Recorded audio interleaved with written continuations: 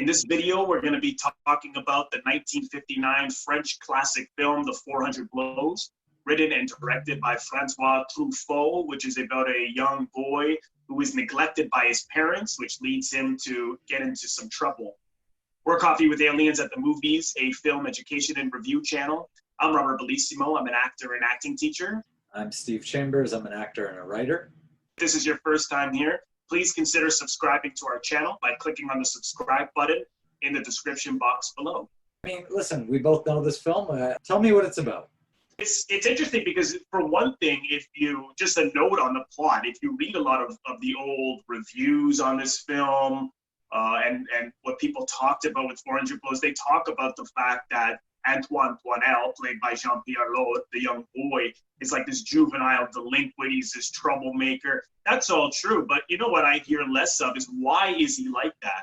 And if you look at his parents and his teachers, maybe they didn't consider that abuse in the 1950s, but he literally is abused. Like, the teachers put their hands on him. That's a great point. They push him around. They insult him. They assume he plagiarized an essay he wrote, even though it was like an homage to Balzac, the French novelist. They throw him out of the class. His parents criticize him. They put him down at every opportunity. Like, they don't know how to love, or they don't really love him. And then you find out later in the film, towards the end, that his mother got pregnant when she was young and wanted to have an abortion, and her grandmother talked her out of it. So it's that time where it was like, you know, discipline was hard, and also that it will, you know, like, we should even like some of the police officers, when he gets arrested later for stealing the typewriter, well, his stepfather turns him in.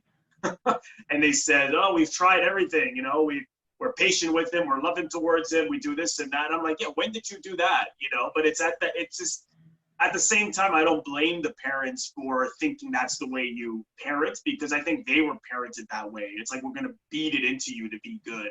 And if that doesn't work, we'll send you off to a juvenile delinquency. But there's no love for this kid. I mean, he's no wonder he's rebelling. I mean, sure. I mean, I'm not saying he's totally innocent. You know, he is a troublemaker. He is problematic. He acts out. But what kid doesn't, you know? And, you know, maybe he's a little more trouble than others, but it's dealt with in an awful way. So to me, it's really about why children end up going into perhaps petty crime, or are more rebellious, or do act out because of the way they're treated. You know, that's a very interesting angle, actually. I got to agree with that. I hadn't thought of it that way, but instead of just saying it's a film about a delinquent, which it is, and therefore it's also a coming-of-age tale, but it is about, well, and I don't know if that was the necessary conscious point, because it is sort of mirroring, Antoine Toinelle is mirroring a bit of how Truffaut was as a kid, also was an unwanted child, was a potential abortion. And by the end, he's almost become like, think about that moment where he's almost like a sociopath, the way he can just talk with no emotion, saying something like, you know, my mom wanted an abortion, thanks to my grandmother, I'm alive. And he just said, like, he just says it like it's a fact, and I believe it. Oh, he's beyond letting it affect him. Which says something about your psychology. A conventional film would have had him crying that he you know, was almost, that he was an unwanted child. But instead, I think it's interesting that we use film to show, well, look what it's done to him. Forget the stealing and the lying and whatever. He's just nothing by the end. And by the end, certainly. But, I mean, yeah, no, I'm glad you brought that up. That's a really good point. And it's true, because if you look at, and I thought Jean-Pierre Laude was fantastic in this, and you're right. Amazing. He's amazing, and he is detached. And, you know, and they criticize him for it. Oh, look at him, he's aloof, he's not even listening. He's not even listening. Yes. Exactly. And it's just because he is hardened by it, he's used to it. And yeah, that's what happens to people. They do become detached emotionally. It becomes normal. You can clearly see he doesn't like the way he's being treated, but yeah, he's not crying. It's not James Dean, and I'm not putting that down. It's not James Dean, Rebel Without a Cause, or East of Eden, and I love that too, but it's so much more obvious. And I think it's also in the writing of those scripts where they're really spoon feeding it to the audience, whereas this, not so much. No. You got to lean into this more and think about it more, but not that it doesn't give you a strong emotional reaction. Like, I was furious watching it last night. Sure, I haven't seen it in a long time, but I thought, these motherfuckers, the teachers, the parents, and, you know, the criticizing, the putting down, the pushing around, the assuming just because he had a little bit of a writing talent that he plagiarized something, that not understanding his work. And it just was, it's hard to watch. Well, hard to watch because we relate to it so much. I think anyone, whatever your experience as a youth was, I think you will see a lot of aspects of yourself. Whether you acted them out or not, I think you will recognize yourself in Antoine Donnell. And I mean, tell me other ways that any audience can relate to this. I think there's many, but please. Well, I mean, that's absolutely right, and I'm glad you brought that up. And that because anyone who, and you see children, and I know as a father, I see on the schoolyard, you know, I think teaching and parenting has improved in a general sort of way, but there still is a lack of respect for children. There is still oh, you don't know better than me. I hate that, and I've actually backed some kids up when I've seen that, you know, and because I remember being a child so well, I actually identify, and I remember it like yesterday. And I think it's so universal in that you see the way children relate to adults. They feel like they have to act differently around them and hide who they are. So I think we can all relate to that. And I think we can relate to a lot of people forget about what it's like to be a child, and then they go and treat children the way they were treated. And I think that's in a way why you perhaps don't, I think Truffaut, I don't know if it was intentional or not, but you don't condemn the parents or the other teachers or the police officers as much, because you do get the sense that they were treated the exact same way, that this is just a cycle, and they're not educated or not formally or informally, and they're just ignorant, and they just don't know what to do. So I do have that empathy for them, and I don't think Truffaut was intentionally saying these are the villains and he's the good guy, he's the misunderstood child. No, I agree. This is what he knew and he had experienced, right? Well, so I think it's highly relatable for anyone. And I think we all remember that time, or we don't remember it, and this is a reminder. You know, and you touched on Antoine Donnell, the Jean-Pierre Léaud, who would not only play him, and this was just the first film he played him in. Right. And I remember, and I'll ask you in a second, but I remember I saw all the Buñuel films in order, and seeing The 400 Blows, you know, seeing him as a little kid, this little ruffian, I pictured him as a different kind of adult as what he turned out as. And what I mean is, I'm like, oh, this guy's going to be like Marlon Brando, you know. Right. And on the waterfront. And then you get to Antoine and Colette and, you know, Bed and Board, whatever. And I was like, oh, you just look very different. But that's true. At the end, when you see him on the beach, at first I think, oh God, you know, is he gonna commit suicide? But then Same here. Turns, right, and he looks into the lens, and it's a freeze frame on him. And I'm so glad that Truffaut followed up with 3 films, one being a short film, following this, because I am left, and I think most people are left, where does he go? His parents have disowned him. At that point, he runs away from the juvenile delinquency center he's in.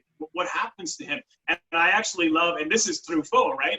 And I think the reason he doesn't become the rebel without a cause, the wild one, Brando, thief, is because you see those glimpses of a potential for writing and a love of movies. The guy goes to the movies. Of course. And that's Truffaut, right? And of course, we know what happened to Truffaut after this. I mean, cinema saved him. And I think you see that, we can see a bit of an artist brewing there. And I think that, and it's hopeful in that sense. There is an upbeat quality, like he uses upbeat music, and you show the kid having fun, like skipping school and going on rides, and you know, even in the classroom, they're playing pranks on the teacher, and they're passing around a nude picture and Right. and going and taking pictures of women off of the movie theaters from the posters and stuff like that. So it does give you, makes you laugh, right? And Absolutely.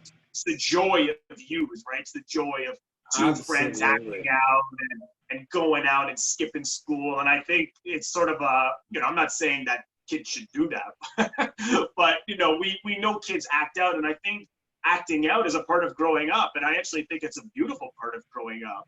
And I think anyone who didn't really missed out. And I think that joy that Antoine experiences is I'm really glad that Truffaut had those scenes in the movie. Oh yeah, I agree. There is a great joy in the rebelliousness. I mean, this is a precursor to Ferris Bueller's Day Off, right? Yeah, exactly. That's what I was thinking. Speaking of that, I mean, I think we'd be remiss if we didn't mention, I mean, anyone watching this, I'm sure, knows the importance of the, if you're talking about film history, you're going to talk about the French New Wave, and then this is the one, or one of the ones, maybe this and Godard's Breathless, right, that were sort of the, I don't know that they were the first big ones, the first things that made the world,